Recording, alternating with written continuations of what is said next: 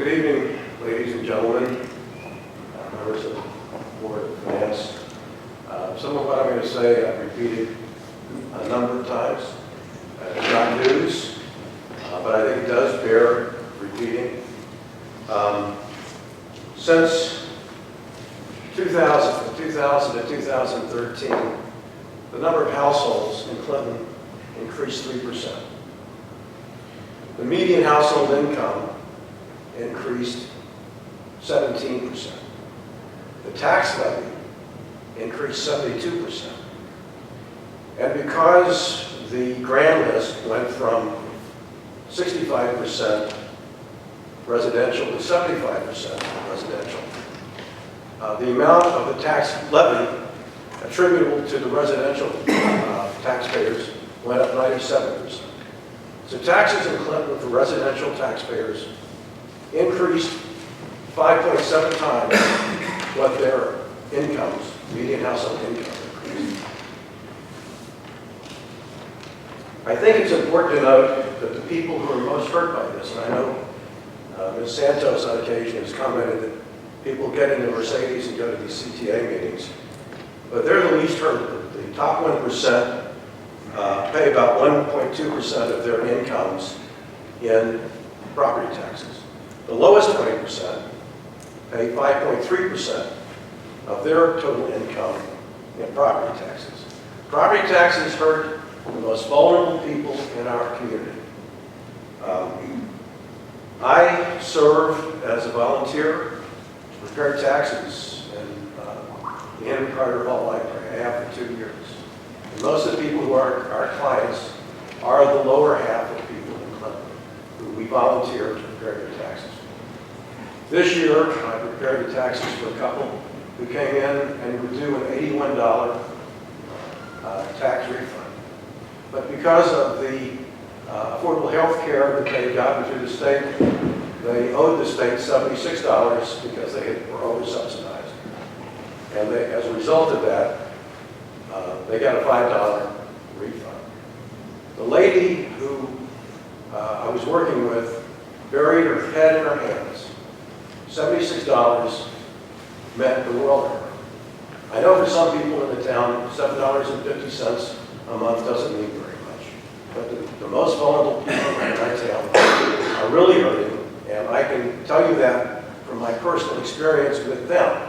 I can afford these taxes. I'm not here for me. I'm here for them. Had we not defeated the budgets over the last, and this 6 years now, this will be the 6th year, our mill rate would be 27.94 or more, because I'm not even taking into consideration any compounding. And this would be putting undue burden on the most vulnerable people of our community. I came to the Board of Finance and gave you, I thought, a very detailed path to having no increase in the mill rate this year. It included reducing the operating budget for the Board of Education, $620,000. When we get to the Board of Education, I'll talk about that in greater detail, and their capital budget. But it did require a small decrease in the town operating budget of $100,000. The recognition of enhanced revenues, when there are two ways that you end up with these taxes being high, and that is when you don't recognize revenues completely. And I found about $176,000 that I thought you could enhance revenues. You can't do that now, it's too late in the process. And the appropriated surplus. There's $1 million revenue surplus in 2014 on the town side. And all I said was, why don't we apply $200,000 of that to the appropriated surplus? And then the grand list would have accounted for another, it increased 0.25%. That would have basically covered the taxes in this town. And you could have had 1 year, I don't know if that's asking for too much, 1 year in which you didn't have a mill rate increase. All I'm asking, and all that I did ask, and I know it's probably late in the game now and you're not going to change it, and it's nice of you to let us come in and vent, but I'm pretty sure you're not going to change anything later this evening. But I want you and the people in this room to know that the taxes in this town are outstripping the ability of the average resident, the average taxpayer, and the average voter to survive. And that's why these budgets, for the last now 6 years, have failed on one or both have failed at least once each year. And the people that have voted against it are not bad people. They are just trying to survive. And I hope you will understand that when they vote it down again next week, that they did it because they have no other choice. Thank you for your attention. You know, I think we'll stipulate the fact that all of us love our children. You know, we all want what's best for them.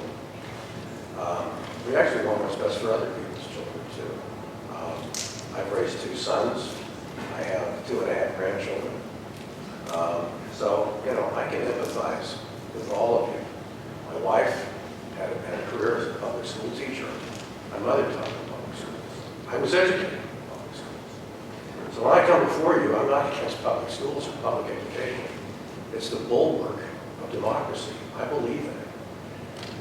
The problem we have in Clinton is that the Board of Education and the Board of Finance have not held the superintendent to account on a number of items. And I've gone through it. I've sent Mr. Williams lots of information about where these budgets have gone astray. And instead of coming back and saying, no, Kirk, you're wrong, this number's wrong, that number's wrong, he simply says, these numbers are all twisted. They're just twisting the numbers. But he can't show me how I've twisted the numbers. Or if he can, he hasn't. What has happened, and I got the ledgers from the last 5 years, and it's very clear that the budgets have gone farther and farther astray. The red line represents deficit lines. That's where they spent more than was budgeted. And the green represents surplus lines. So in 2010, they had $335,000 of deficits in 10 lines, and they had $414,000 in surpluses in 10 lines. The next year, that jumped to 716 and 617, and the surplus line jumped to 1.4 million in 2011. And that's when they had the $827,000 surplus. Now, Mr. Cross will tell you, well, they had a windfall that year. That they had a lot of teachers who retired when they didn't expect to retire.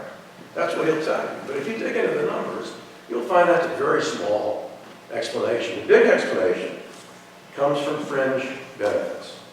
And this is where, and I think that Mr. Cross should get some credit for having gotten the fringe benefit costs down. But he ought to be, you know, criticized for having not brought the budget down with those costs.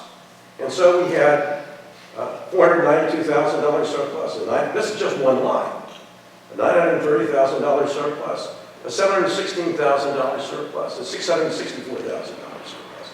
And I said, well, and you can see it's kind of increased from this going down. So I didn't put it on this chart, but I did on another one. And if you took the increases, you'd have a $543,000 surplus again in next year's budget in this one line. So he's taken, how much did you take out? $210,000, I believe, in this line. I mean, there's a lot more that could have been taken out. I mean, he cut out $330,000 without breaking a sweat. And there's a lot more that could have been taken out of this, but because you didn't demand it, he didn't do it. But he could have easily done it. I've also come in possession of the current ledger to date. And it currently, even including encumbrances for certified salaries and non-certified salaries, to the tune of about $4 million they will spend between now and the end of the year, there's a $709,000 surplus at this point. I think Mr. Cross has said he expects to have a $330,000 surplus by the end of the year, but he will not be held to it. Now, at this point in the year, in most school districts where the budgets are tight, the conversation itself is, how are we going to hold the spending down so we don't go over at the end of the year? How do we not have that $100,000 deficit? But in Clinton, the conversation that is held is, how are we going to spend this down? That's the conversation. And it's in their minutes. It's not anything that they do behind closed doors. They do it openly. They do it proudly. And and I say that we want them to spend it down. We don't want them to spend it down. We want them to trim it down. Because when they don't trim it down, that $600,000 or $800,000 in surpluses ends up in taxes from those poor people who you say you're having to feed in the school, from those people in poverty who are hurt the most by these property taxes, as I showed you in the previous, on the previous boards. I want the school system to be successful. I just don't want it to gouge taxpayers, poor taxpayers, who can't afford to pay the piper. And I want you to be responsible.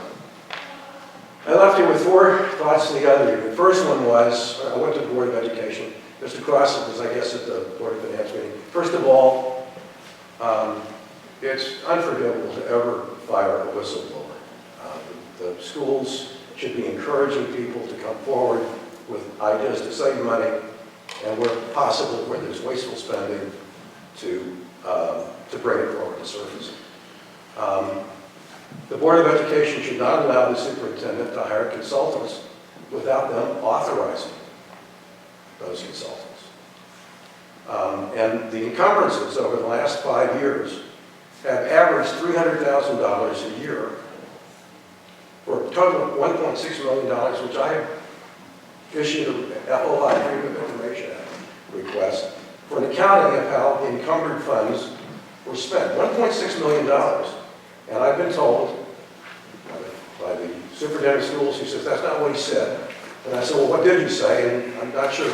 But either he can't, he won't, but I haven't received any accounting for $1.6 million in encumbered funds.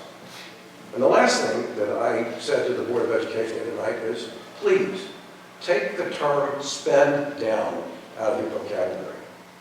You're spending down other people's money, and it's immoral. And I hope you'll take that to heart. I know that the people on the Board of Education are good people. I don't think they mean, and I think Jack Ross is a good person. I think Jack Ross does what he thinks superintendents do.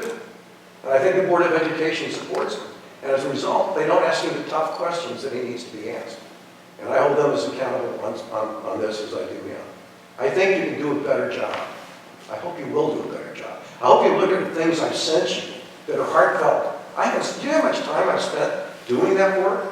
And for you to just throw it aside because I'm some gadfly is just, I don't know, I'm so frustrated I don't want to do that. But anyway, I want to thank you very much for your service, and I think you can do better too. Thank you.